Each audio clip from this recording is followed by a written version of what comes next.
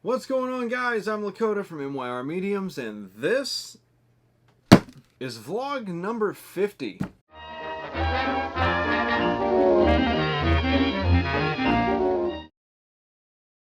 Hello and welcome to another video. I want to apologize up front because, as my son said before I came in here to film, Dad, you look old and tired. He's not wrong, I'm very tired. It's been a busy couple weeks. I've put in a lot of time at work. I've put in a lot of time working at home. We've had a lot going on. I considered skipping putting out a video this week, but decided against it because I can't do that, especially not after I just acquired a handful of new subscribers for my last video with Learn the Conjurer. Thank you guys for subbing. I hate saying subbing because it sounds too close to simping. I refuse to fail you new subscribers. This one is for you. I've got a bunch of random stuff to talk about today because, as I said, the past few weeks have been eventful.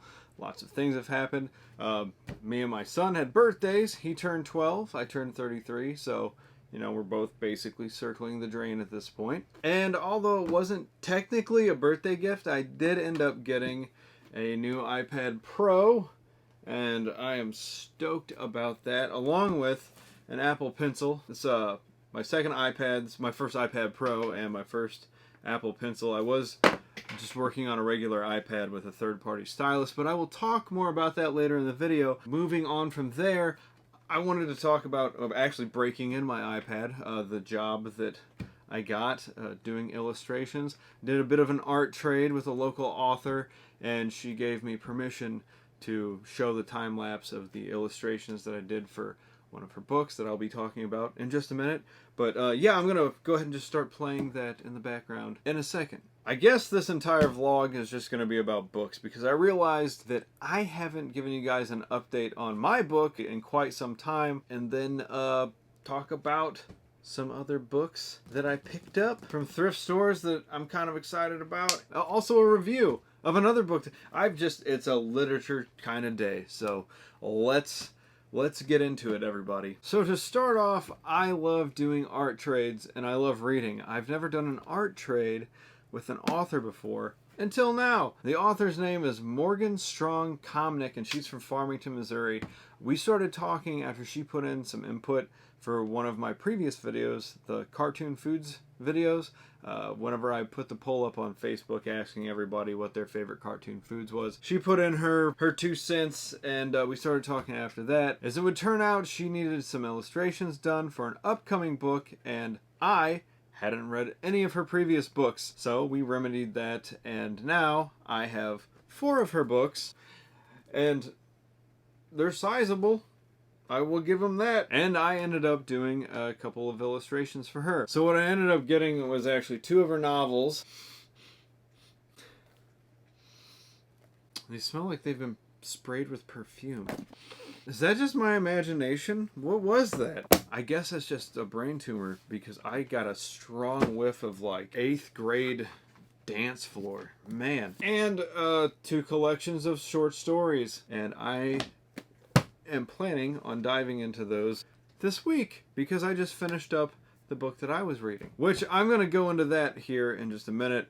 But really quick, I wanted to talk about the difference between iPad and the iPad Pro and the Apple Pencil. So it was really weird getting used to the new iPad because like the third-party stylus that I had would not work on the iPad Pro. So I started using the Apple Pencil, which is what, you know, you should be doing. It's a quality product, but I did not realize there was a huge difference. I don't know how to explain it. So like the iPad and third-party stylus, there was like not a whole bunch of pressure sensitivity. So switching over to the Apple Pencil, where it's like holding a pencil or a paintbrush. The harder you push down, you're gonna get a different stroke. And it doesn't take a lot of pressure to start getting like really wavy lines. So that actually took quite some time, like 2 days to get used to. And actually, I don't do a lot of dragons. And this particular piece is a cetus, which is it's a sea monster, a dragon-ish thing with fur. It's a sea serpent. That's what I got for it. It's a sea serpent with a beard. and bushy eyebrows. So I was doing like this dragon-ish thing, which like I said, I don't do them very often. I could probably count how many dragons I've done on one hand. This would probably be number 4 that I've ever drawn. So I was like getting used to that, and also trying to get used to the pressure sensitivity on the Apple Pencil. I'm an idiot when it comes to technology, so I'm sure there's a way I can go into the iPad and like change the pressure sensitivity settings, but who knows? I'll probably never actually do that. So anyway, I'm just saying, if you have used a different stylus than an Apple Pencil on an iPad and you're gonna like make the switch, just get ready for a slight learning curve. It's a lot different, but you'll pick up on it. If I can pick up on it, you can pick up on it. All right, I want to bring up one other thing that's art related. So I find this funny. I find it cool, but I also find it funny because there's been a lot of paintings that I put a lot of work into, and I've been blessed. I make art and I sell it, and it usually doesn't sit for too long, and I'm very grateful. But you know, there's pieces that I've put a lot of my time and effort into, and it'll do okay. It'll do okay on Instagram. It'll do okay on Facebook, and it'll sell. But I've never been able to sell a bunch of prints. I gave up on making prints because I would get them made and they would just sit. And I eventually they end up being free swag for people who bought originals. And I'll usually write a thank you note on the back of the print. Well, this is what I find funny, is that there's another, like there's paintings that I've done where I've literally just cleaned off my palette and made some sort of mess on the paper and then added ink to it, and sometimes those blow up. So for the first time ever, I made prints of do you remember this? I actually did a video, the time lapse of this, who gave me the sad piece. It did really well on the internet, and I don't know. I'm at a loss for words because I do like it. It's a neat piece, but it took me 15 minutes, and that's the thing that paid the bills that month. If you want these, I made prints. I actually had to do a second run of prints. I sold out the first one, $15. That's all I'm asking. $15 for the print. They're signed and numbered. I also want to say thank you very much to everybody who's bought a print so far. You're awesome. Appreciate you. Moving on! As I've said 1,000 times, I love to read and I love Stephen King. And although I believe that the book that she's working on is a companion book to this one, if I remember correctly, I'm so sorry if I got that wrong, Morgan. I have no problems buying a brand new Stephen King book. Done it a handful of times, but I get a lot of joy finding his older stuff in thrift stores. So over the past few weeks, I've gotten a handful of decent ones, pretty happy about. One of them that I picked up is Later, which I think is the 3rd installment in his hard case crime novels. There was The Colorado Kid and The Joyland, and this is the 3rd one. I don't know if he released these in paper. Clearly he released them in paperback. I'm holding one. I don't know if he released this in hardback. I think the whole point was that they were supposed to come off as like pulp, and I don't know if this is a first edition. I don't think it is. It does not feel like a first edition. There's no indication at all as to what edition that is. But that's okay, because I got 3 other first editions. I got Hearts in Atlantis, First Ed, which I have read before, and it's a good book. There's like one of the stories, it's a collection of novellas. One of them was kind of meh, but yeah, I recommend it. It's good, especially the titular story. I also got a first edition of Rose Matter, which I have just started reading, actually.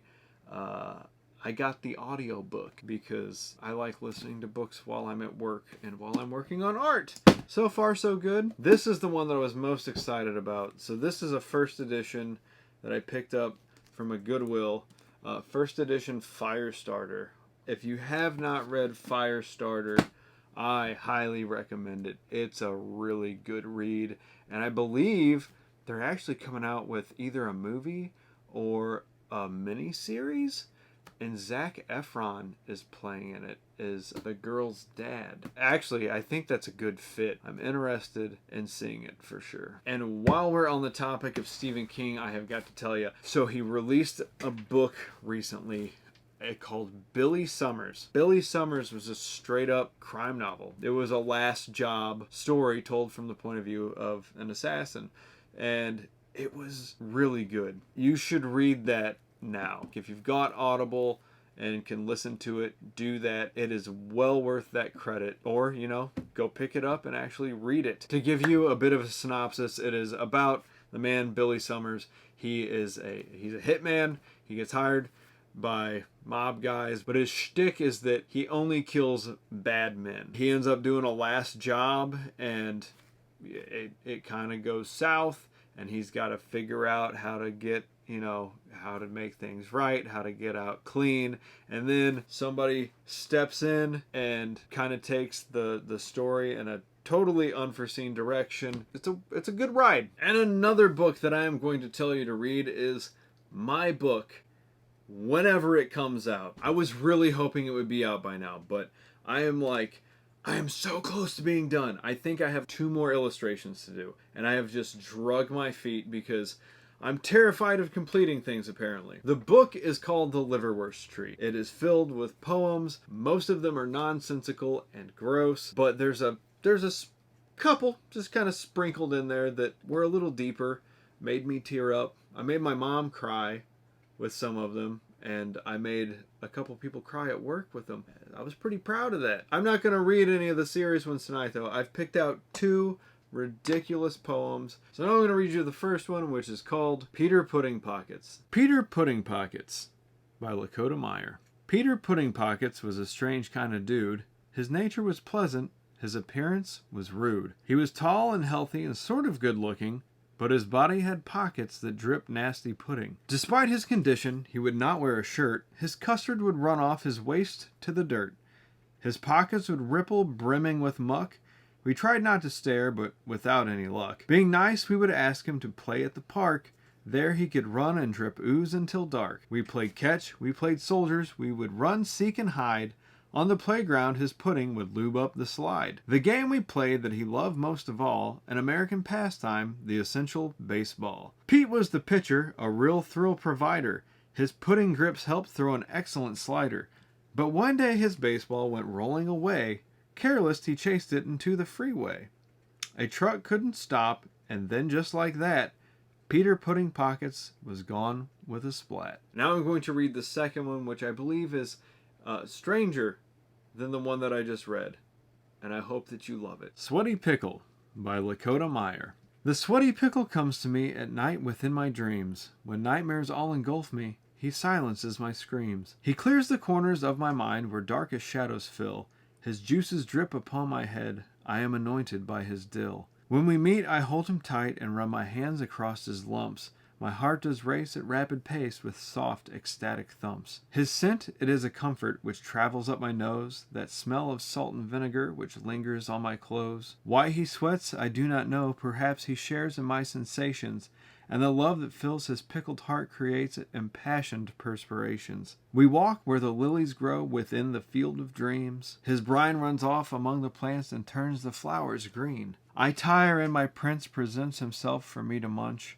I take his flesh within my mouth, oh how I love the crunch. It breaks my heart to think that at sunrise I must go, as we spend the nighttime dancing and the moonbeams all aglow. So when the rays of morning light begin to crest over the hills, I kiss my gherkin hero and I feel my soul becoming still. As the light grows brighter, I begin to slowly disappear, and I whisper to my pickle, tomorrow night, I'll meet you here. Alright guys, well that's going to do it for today's video. I hope that you enjoyed it, and if you did, please remember to like, comment, and subscribe, and I will see you in the next video. I have a bunch of really cool videos planned out, a couple collabs that I did with digital artists, a top 10 books review for none other than, you guessed it, Stephen King. I'm going to do one on Neil Gaiman too. I don't know that I can do 10 books, I don't think that he's written 10 books. He's done a lot of short stories. I think I'm going to start doing more top 10s because I like those, and you guys seem to like them too. So, yeah. Anyway, I'm done rambling. See you next week.